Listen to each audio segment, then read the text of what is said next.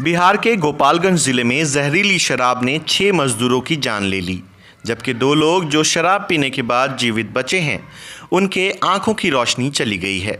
फिलहाल दोनों पीड़ितों को इलाज के लिए देवरिया रेफर कर दिया गया है।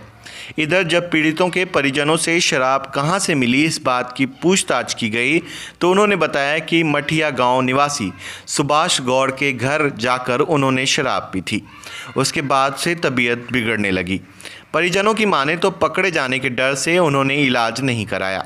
हालांकि बाद में जब आंखों की रोशनी जाने लगी तो आनन फानन में उन्हें इलाज के लिए अस्पताल में लाया गया, जहां से दोनों को बेहतर इलाज के लिए बाहर भेज दिया गया। कैसे खराब हुआ, क्या हुआ था? दारू पियल रही 4-5 दिन पहले आ तो ये सुहा का तबीयत खराब हो गई आ तो वही सब पूछल जाता तो कहते नहीं खाली कपार दर्द करता इतने अच्छे को भइला ये तो मानी चाहिए। क्या पता चला? ये दारू पी आँख की रोशनी उनका ठीक है अब? नहीं तो कहाँ भर्ती हैं? कहते नहीं लेकिन गोरखपुर भर्ती है। हाँ।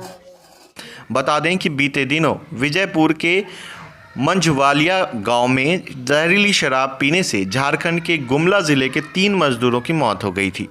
इसके बाद मंझवालिया गांव के 3 और लोगों की एक कर मौत हो गई। वहीं 2 लोगों के आंखों की रोशनी चली गई है। शराबबंदी वाले राज्य में जहरीली शराब पीने से 6 लोगों की मौत के बाद हड़कंप मच गया है। इस मामले में विजयपुर थाना अध्यक्ष मनोज कुमार और स्थानीय चौकीदार अमरेश यादव को निलंबित कर दिया गया है। एसपी आनंद कुमार ने हथुआ एसडीपीओ नरेश कुमार की जांच रिपोर्ट पर यह कार्रवाई की है। आज हम लोगों ने मेडिकल टीम को यहाँ लगाए रखा था, तो कल शाम में हल्का एक कंप्लेन था कुछ व्यक्तियों का, 4 व्यक्तियों का कंप्लेन था, तो मेडिकल टीम को हमने लगाया। आज उनकी तकलीफ़ कुछ बढ़ गई आँख में देखने में, तो हम लोगों ने उसको यहाँ के पीएचसी में उसको भर्ती कराया, वहाँ ट्रीटमेंट किया, फिर स्वेच्छा से वे बेहतर सेंटर पे उसको इलाज करने के लिए ले गए। लेकिन उनके बयान पे एक FIR हुआ है और उसमें लोगों की गिरफ्तारियाँ भी हुई है।